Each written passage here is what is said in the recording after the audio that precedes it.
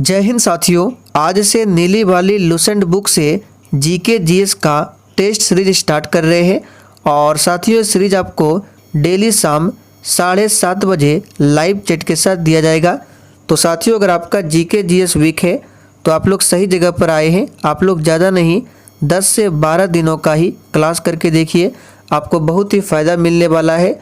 आप लोग खुद कमेंट करके बताइएगा कि ये सेशन लगातार चलना चाहिए। बस आपको बिल्कुल ईमानदारी पूर्वक डेली सेशन को अटेंड करना है। तो चलिए, आज आपका टेस्ट सीरीज 1 है।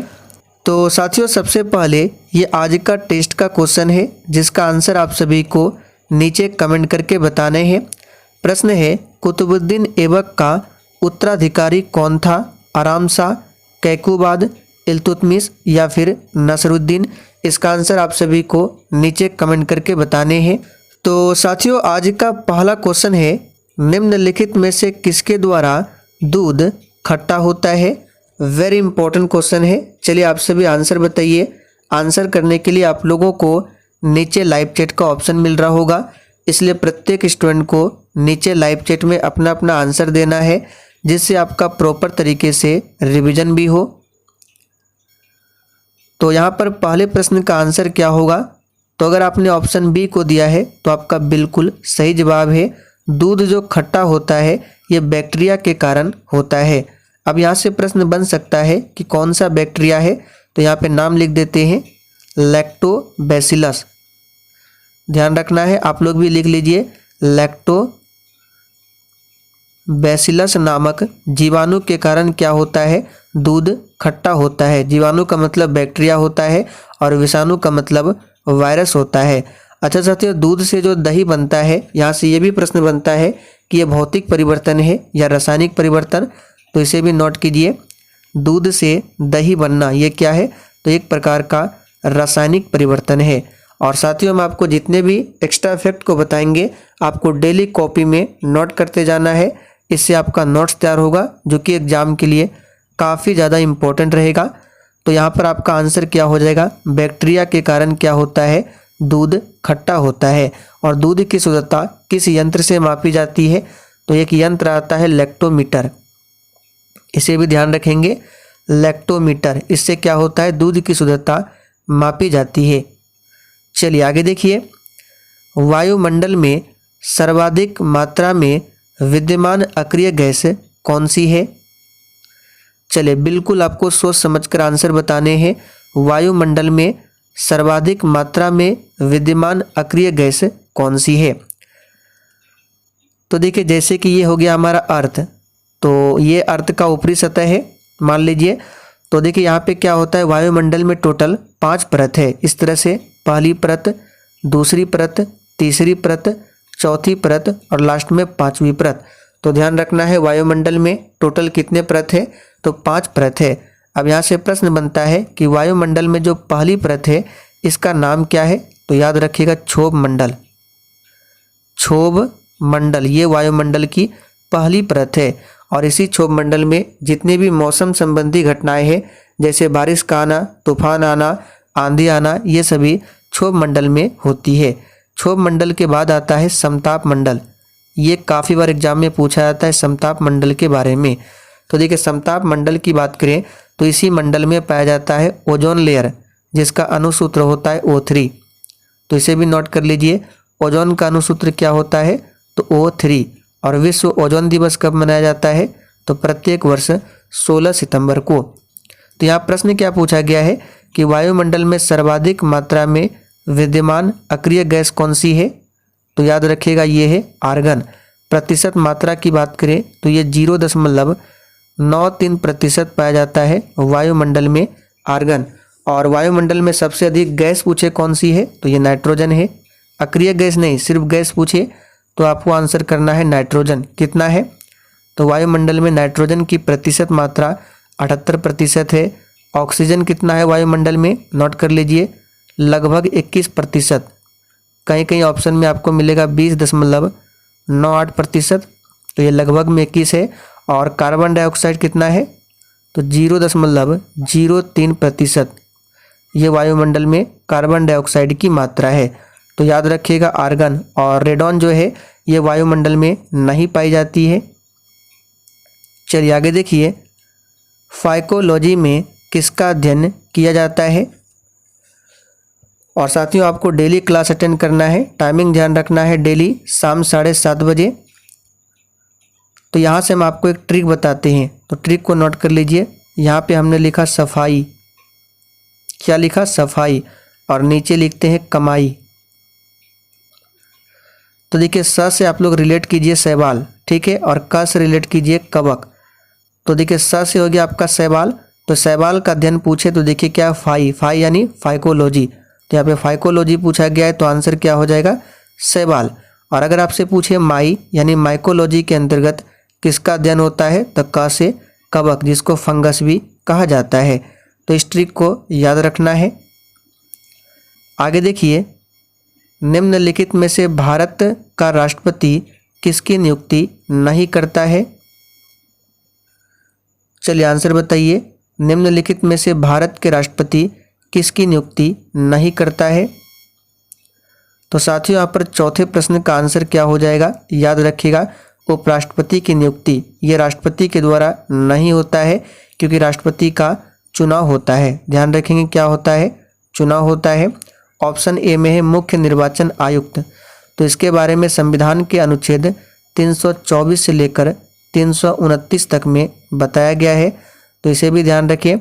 राज्यपाल की नियुक्ति कौन करता है, तो भारत के राष्ट्रपति करते हैं। अच्छा, उपराष्ट्रपति के चुनाव में कौन कौन भाग लेता है, तो राज्यसभा और लोकसभा के सभी सदस्य भाग लेते हैं उपराष्ट्रपति के चुनाव में। और वर्तमान में उपराष्ट्रपति कौन है, तो श्री जगदीप धनखड़ है। चलिए आगे देखिए, वेसुवियस ज्वालामुखी किस देश में स्थित है। बिल्कुल आपको सोच समझकर आंसर करना है। वेसुवियस ज्वालामुखी किस देश में स्थित है। तो साथियों यहाँ पर पांचवें प्रश्न का आंसर हो जाएगा, ये इटली में स्थित है वेसुवियस ज्वालामुखी। तो सी ऑप्शन आपका सही जवाब है। इटली की राजधानी कहाँ पर है, तो रोम। और इटली की मुद्रा का नाम क्या है, तो लीरा। सारे फैक्ट को ध्यान रखें। आगे देखिए, अध्यादेश जारी करने का अधिकार राष्ट्रपति का कौन सा अधिकार होता है। तो देखिए साथियों, अध्यादेश जारी करने का अधिकार जो होता है यह राष्ट्रपति का विधायी अधिकार होता है। ध्यान रखेंगे। और राष्ट्रपति किस अनुच्छेद के तहत अध्यादेश जारी करता है, तो अनुच्छेद 123 के तहत। और राज्यपाल जो अध्यादेश जारी करता है 213 के तहत। तो दोनों को आपको ध्यान रखना है। चलिए आगे देखिए, निम्नलिखित में से सर्वाधिक 1% क्षेत्रफल वाला राज्य कौन सा है। इस प्रश्न पर आप सभी स्टार मार्क कीजिए, बार बार पूछा जाता है। सर्वाधिक 1% क्षेत्रफल वाला राज्य कौन सा है। तो यहाँ पे देखिए प्रतिशत लगा हुआ है, तो आंसर क्या हो जाएगा, मिजोरम। और सिर्फ क्षेत्रफल में पूछे सबसे अधिक वन कहाँ पर है, तो मध्य प्रदेश में। चलिए आगे देखिए, भारत के पहले राष्ट्रपति के रूप में डॉक्टर राजेंद्र प्रसाद का चुनाव किया गया था, संसद द्वारा, निर्वाचक मंडल द्वारा, भारत की जनता द्वारा, या फिर संविधान द्वारा। तो साथियों याद रखिएगा, भारत के पहले राष्ट्रपति के रूप में डॉक्टर राजेंद्र प्रसाद का जो चुनाव हुआ था, याद रखिएगा, संविधान सभा द्वारा। तो यहाँ पर डी ऑप्शन आपका सही जवाब है। चलिए आगे देखिए, भूमध्य रेखा के निकट किस तरह के वन पाए जाते हैं। चलिए ऑप्शन देख लीजिए, पतझड़ वन, उष्णकटिबंधीय वन, शंकुधारी वन, या घास स्थल वन। देखिए जैसे कि ये हमारा अर्थ हो गया, और बीचों बीच ये क्या है, भूमध्य रेखा, सॉरी ये बीचों बीच क्या है, तो भूमध्य रेखा।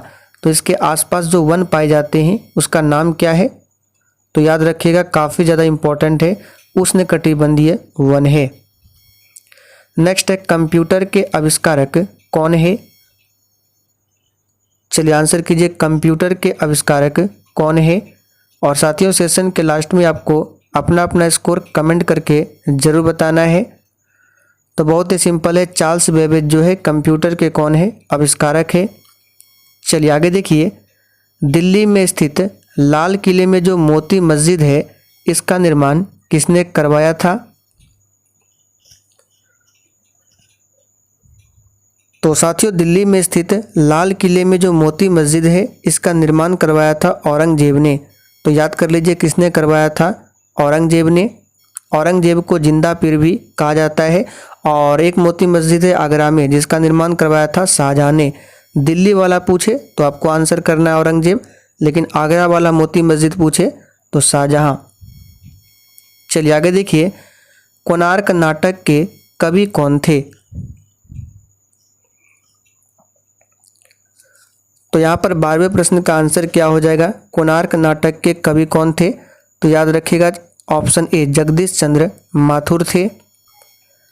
नेक्स्ट है, कालाशोक कौन से वंश के थे?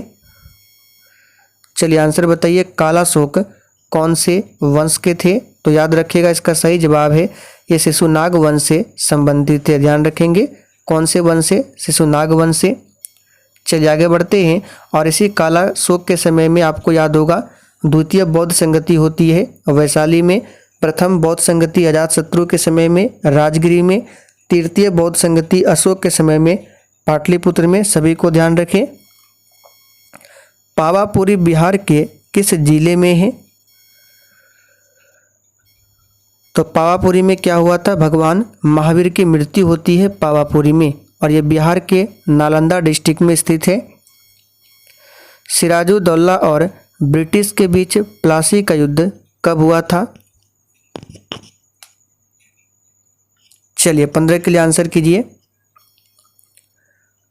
तो देखिए साथियों, सिराजुद्दौला और ब्रिटिश के बीच हुआ था प्लासी का युद्ध, और प्लासी का युद्ध हुआ था 23 जून 1757 को। यहाँ पर बी ऑप्शन आपका सही जवाब है। चलिए आगे देखिए, गुप्त वंश का संस्थापक कौन था?